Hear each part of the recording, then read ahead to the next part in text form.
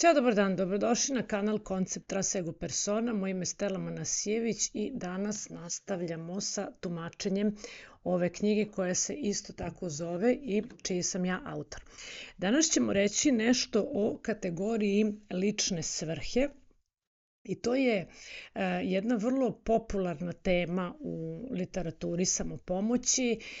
Ovaj naziv srećemo još sa podnazivima plan duše, božanska misija, duhovna misija, božanski plan, duhovna misija, dharma i tako dalje. I dešava se jedan fenomen da mi obično vrlo volimo da spominjemo ličnu svrhu, da o tome pričamo, mada ne znamo uvek šta ona tačno znači i više imamo neku mutnu predstavu o tome šta bi to moglo da bude. Pa danas ćemo razjasniti i reći šta lična svrha jeste i prvo ćemo reći šta lična svrha nije. Najuobičajenije su dve zablude, a to je prva zabluda da je lična svrha neka posebna misija koju mi kao biće imamo na zemlji, da je to nekakav karmički zadatak i obično se ta misija povezuje sa nekim posebnim i specijalnim talentima koje mi imamo i posledično su to obično neki egzotični poslovi vezani za umetnost, za isceljivanje i vrlo popularno duhovno vođstvo. Dakle, danas je jedno od najpopularnijih zanimanja biti guru, odnosno duhovni vođa. Međutim, to je pogrešno, potpuno pogrešno. Lična svrha može da bude bilo šta. Pravljenje kolača, vožnja kamiona, briga o životinjama, uzgajanje useva, dakle, bilo šta i apsolutno nam nisu potrebni nikakvi posebni talenti za to. Druga zabluda je ta da je svrha našeg zemaljskog života prosvetljenje, odnosno buđenje. I to je delimično tačno zbog toga što je buđenje, odnosno prelazak ego persone u transego personu, samo jedan deo našeg zadatka, ali nikako nije i kompletan zadatak, odnosno samo to. Zbog čega je to tako? Zato što da je suština, odnosno svrha našeg zemaljskog života to misteriozno buđenje. Svako ko bi uspeo da se probudi na zemlji bi verovatno odlazio u neku drugu dimenziju, pozdravio ostatak populacije, ćao, ja sam se probudio i sad palim, a vi srećno vam bilo. I ovo ni u kom slučaju ne reflektuje jednost o kojoj smo pričali u prošlom videu, i više liči na igram sam za sebe, a to nije karakteristika niti jednosti, niti postojanja. I drugi razlog, odnosno drugi dokaz koji je vrlo očigledan zbog čega buđenje nije naša lična svrha je taj što da je čovek dizajniran da se probudi i da onda negde na nekoj planinskoj i duhovnoj visini levitira u nekom meditativnom stanju, na ovoj prelepoj zemlji ne bi bilo toliko zanimljivih stvari da se radi i ne bismo se rađali sa talentima sa kojima se rađamo i ne bismo imali osjećaj, odnosno impuls i težnju za stvaranjem. Dakle, šta je lična svrha? Lična svrha nije neka New Age fancy kategorija, nego je zemaljskim i običnim jezikom rečeno ono što najviše volimo da radimo. Znate. I svaki čovek se rađa sa unutrašnjim impulsom i nagonom ka stvaranju. I ovo je za verski orijentisane može da se objasni kao po uzoru na Boga, pošto smo stvoreni po njegovom obličju, a njegov osnovni atribut je stvaranje, a za panteistički i ateistički orijentisane po uzoru na prirodne procese, čija je osnovna karakteristika konstantna promena i konstantno stvaranje. Svaki čovek se rađa sa ovim unutrašnjim nagonom ka stvaranju i ne postoji čovek koji ga nema. I sad to što smo mi od svog života napravili pakao, pa na pitanje šta bi ti Đuro Pero radio kad bi dobio veliku sumu novca na lutriji, obično kao iz topa dobijemo odgovor ne bi radio ništa. Sedeo bih na plaži i pio koktel. To je netačno i posljedica je psihofizičkog umora i premora životom, a to pijanje koktela na plaži bi vrlo brzo dosadilo i čovek bi čim bi se dovoljno odmorio i osetio sigurnim, ubrzo poželeo nešto da radi. Dakle, počeo bi da se ispoljava taj nagon koji imamo za stvaranje. Kao što sam rekla, svaki čovek ima ovaj nagon i on se u ljudskoj vrsti ispoljava kroz osjećaj. To mi je opet povezano sa prošlim videom gde sam rekla da je osjećaj naša veza sa prirodom. Dakle, ispoljava se kao osjećaj radosti, entuzijazma, zainteresovanosti, inspiracije i težnje ka nečemu. Težnje i sklonosti ka nečemu. Međutim, nažalost, u vremenu u kojem živimo i na način na koji živimo, došlo je do devijacije ovog nagona, tako da je prirodna potreba za stvaranjem preinačena u rad, a rad u prisilu da bismo dobili platu i preživeli. A ceo stvaralački potencijal jednog bića je naguran u reč hobi. Dakle, rad i posao je ono što obično ne volimo, a moramo, a hobi je ono što volimo da radimo.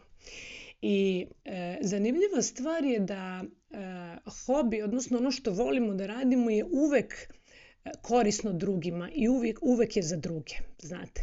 I ovde za druge nema konotaciju žrtve i služenja, nego reflektuje opet jednost postojanja, zbog toga što se jednost ispoljava na svim nivoima i u svim vrstama, a kad je u pitanju ljudska vrsta, jednost postojanja se ispoljava kroz razmenu, kroz uzajamnu razmenu.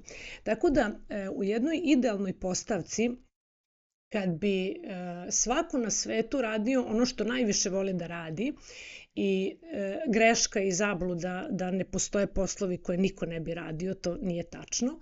Dakle, kad bi svako radio ono što najviše voli da radi, na svetu bi svi imali sve i nikom ništa ne bi falilo.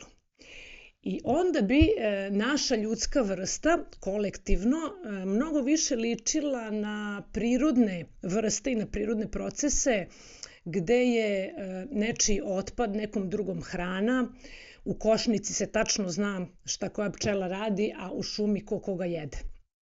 Znate. I koliko god mi pokušavali sebe da ubedimo da ono što radimo, a to nam se ne dopada, treba da radimo i da je to za nas dobro, naše biće i naš osjećaj ostaje neumoljiv. Zbog toga što kad radimo nešto što ne volimo, ma koliko nam to donosilo materijalnu sigurnost, status u društvu, ma koliko bili ponosni na svoj posao, jer su to ta ego zadovoljenja, naš osjećaj ostaje neumoljiv, mi osjećamo otpor. A ovo što sam spomenula, materijalno blagostanje, status u društvu, to je samo način na koji pokušavamo da kompenzujemo tu svoju tegobu koju osjećamo i zapravo u tome nikad nećemo uspjeti, nikad ne uspevamo do kraja zbog toga što tegobu i otpor koji osjećamo kad radimo nešto što ne volimo, nema tog life coacha, gurua ili psihologa koji će nas načiniti da se osjećamo dobro zbog toga što na taj način remetimo prirodan proces. Dakle, radeći ono što ne volimo i što nije naše, što nije idealno naše, mi predstavljamo otpor u harmoniji postojanja. S druge strane, kad radimo ono što volimo, mi osjećamo lakoću, inspiraciju, radost. Ne možemo da dočekamo da to nastavimo da radimo i na ovaj način mi postojimo u skladu sa prirodnim procesima I upravo zbog toga je to pitanje naše lične svrhe jako bitno. Zbog toga što ako malo razmislimo koje je sledeće pitanje koje nam obično bude postavljeno odmah nakon što smo rekli ime i prezime. Čime se baviš?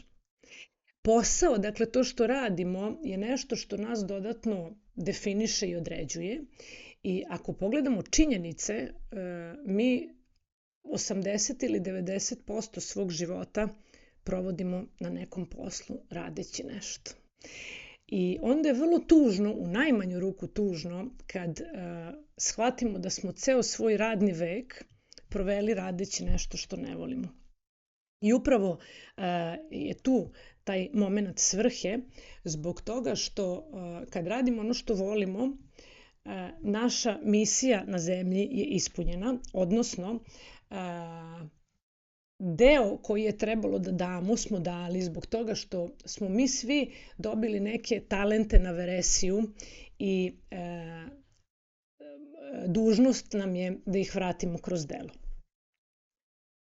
Ono što treba uzeti u obzir je da ako ste slučajno shvatili da ste celog života radili nešto što ne želite, nema potrebe da padate u depresiju i da očajavate, zbog toga što makoliko godina imali, u kom momentu svog života se nalazili, nikad nije kasno. Znate, nikad nije kasno da uradite ono što volite, da počnete da se bavite onim što volite, na kraju makar i proveli nekoliko posljednjih godina svog života radeći ono što volite, osjećat ćete se dobro i ispunit ćete svoju misiju.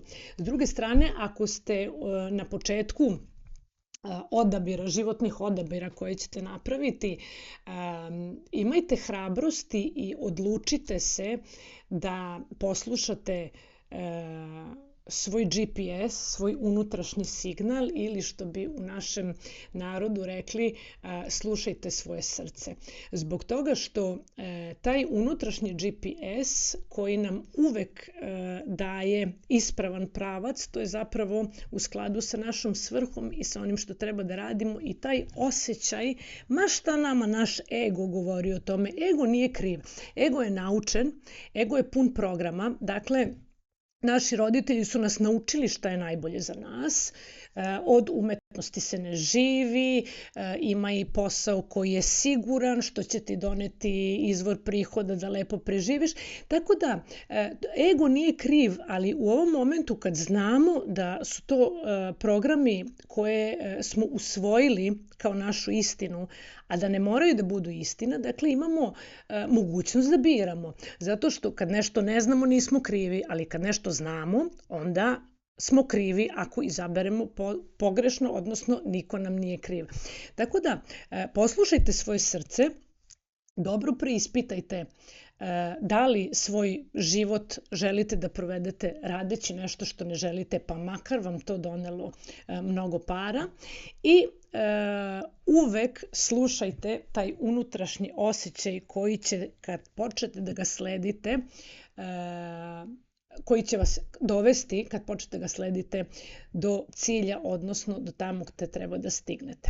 Ovo je bilo sve o ličnoj svrsi. U sledećem videu ću vam reći nešto konkretnije o tome kako koristimo taj svoj GPS, taj svoj unutrašnji sistem navođenja i reći ćemo još nešto o načinima na koje možete da otkrijete koja je vaša svrha, odnosno najveća radost u slučaju da ne znate šta je to i da do sada to niste otkrili. Ovo je bilo sve.